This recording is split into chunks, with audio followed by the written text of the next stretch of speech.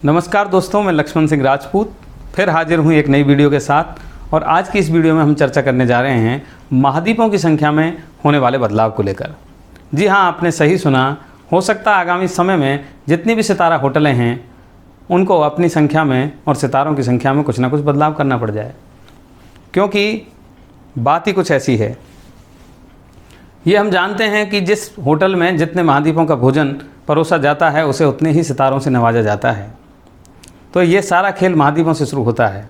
अब मैं आपसे प्रश्न करूं कि पृथ्वी पर कुल कितने महाद्वीप हैं, तो ये प्रश्न सुनने में बड़ा ही आसान सा लगता है, परंतु उतना आसान है नहीं। यदि कि यही प्रश्न किसी सामान्य व्यक्ति से किया जाता है तो उसका जवाब होता है 7, और जिनमें सम्मिलित होते हैं उत्तरी अमेरिका, दक्षिण America, Africa, Europe, Asia, Australia, Antarctica. यदि यही प्रश्न दक्षिण अमेरिका के किसी भूविज्ञानी से किया जाए तो वह उत्तरी अमेरिका और दक्षिण अमेरिका दोनों को सम्मिलित करते हुए इन महाद्वीपों की संख्या बताएगा 6। यही बात फिर से दोहराई जाए और साम्यवादी लोगों की बात की जाए तो उनके अनुसार अंटार्कटिका एक निर्जन प्रदेश है जहाँ पर कोई मानव जाति नहीं रहती है।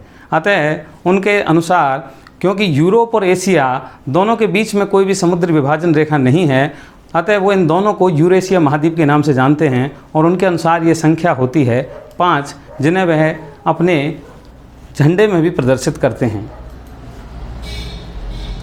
अब कुछ भूवैज्ञानिकों का मानना है क्योंकि अफ्रीका महाद्वीप यूरेशिया महाद्वीप से जुड़ा हुआ है और उनके बीच में मानव द्वारा निर्मित स्वेज नहर है, और जो कि एक प्राकृतिक नहर नहीं है, अतः उनके अनुसार यूरेशिया अफ्रीका एक ही महाद्वीप है। तो यह संख्या हो जाती है 4। हो गए कंफ्यूज?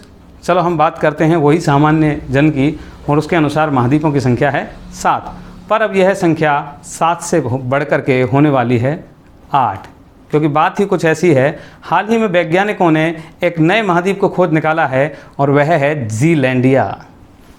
जी हाँ, जीलैंडिया न्यूजीलैंड के जीएनएस साइंस रिसर्च के कुछ भूवैज्ञानिकों ने 2017 में इसकी पुष्टि की। हाल ही में जीएनएस ने 2 मैप जारी किए हैं। यहाँ आप स्क्रीन पर देख सकते हैं, यह है जीलैंडिया। यह महाद्वीप ऑस्ट्रेलिया के पूर्व में, न्यूजीलैंड के नीचे दक्षिणी प्रशांत महासागर में स्थित है। जीलैंडिया के क्षेत्रफल की यदि बात की जाए तो इसका कुल क्षेत्रफल 49,20,000 वर्ग किलोमीटर है, जो कि लगभग 5 मिलियन वर्ग किलोमीटर के करीब होता है। जीलैंडिया विश्व के सबसे छोटे महाद्वीप ऑस्ट्रेलिया, जिसका क्षेत्रफल 76,92,000 वर्ग किलोमीटर है, उससे आकार में 2/3 है। बात की जाए विश्व के सबसे बड़े महाद्वीप की तो ग्रीनलैंड, जिसका आकार लगभग 32 लाख वर्ग किलोमीटर है, यह उससे आकार में 2 गुना है। जीलैंडिया का 94% भाग समुद्री सतह के नीचे, महज 6% भाग ही समुद्री सतह के ऊपर है, जो कि 3 बड़े भूभागों उत्तरी न्यूजीलैंड, दक्षिणी न्यूजीलैंड द्वीप एवं न्यू कैलिडोनिया, जो कि फ्रांस शासित द्वीपीय क्षेत्र है, से मिलकर के बनता है। ये आप स्क्रीन पर देख सकते हैं न्यू कैलिडोनिया, और यह है न्यूजीलैंड द्वीप। जीलैंडिया शब्द की अवधारणा। जीलैंडिया शब्द का सर्वप्रथम प्रयोग वर्ष 1995 में अमेरिकी भूविज्ञानी ब्रूस ल्यूएनडाइक ने किया था। इन्होंने 2 शब्द सी और लैंड, सी लैंड, जी लैंड, इन दोनों शब्दों को मिलाकर के जीलैंड शब्द का गठन किया था। ये जीलैंडिया का बैथीमेट्रिक मैप है, और यहाँ आप देख सकते हैं इस बैथीमेट्रिक मैप में जीलैंडिया की सतह पूरी तरह से स्पष्ट रूप से परिभाषित की गई है, और ये जीलैंडिया के किनारे ऑस्ट्रेलिया महाद्वीप से कीटो गर्त के द्वारा पृथक होते हैं। बैथीमेट्रिक मैप पानी के भीतर महाद्वीप के आकार और उसके किनारों का पता चलाता है। यह है जीलैंडिया का टेक्टोनिक मैप। टेक्टोनिक मैप में भूपर्पटी की आयु, भ्रंश, दरारें, वलन, ज्वालामुखी एवं चट्टानों का अध्ययन किया जाता है। यह डेटा वैश्विक अभियान सीबैड 2013 से लिया गया है। इस सीबैड 2030 तक विश्व के संपूर्ण समुद्री सतह को मापा जाने का महत्वाकांक्षी लक्ष्य है। अब हम बात करें महाद्वीपीय निर्माण की, तो प्लेट टेक्टोनिक सिद्धांत के अनुसार धरती की भूपरपटी अर्थात पृथ्वी की भूपरपटी अनेक छोटी बड़ी प्लेटों में विभक्त है।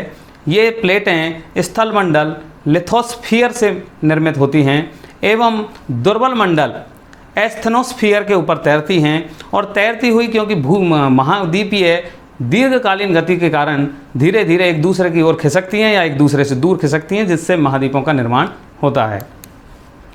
ऐसा माना जाता है कि करोड़ों और लाखों वर्ष पूर्व संपूर्ण धरती दो भागों में विभक्त थी। स्थलीय क्षेत्र पैंजिया के नाम से जाना जाता था और महासागरीय क्षेत्र को पैंथालासा के नाम से संबोधित किया जाता था। यही पैंजिया कालांतर में दो भागों में विभक्त हो गया। उत्तरी भाग कहलाया लॉरेशिया, जिसे अंगारा लैंड भी कहते हैं, और दक्षिणी भाग कहलाया गोंडवाना लैंड।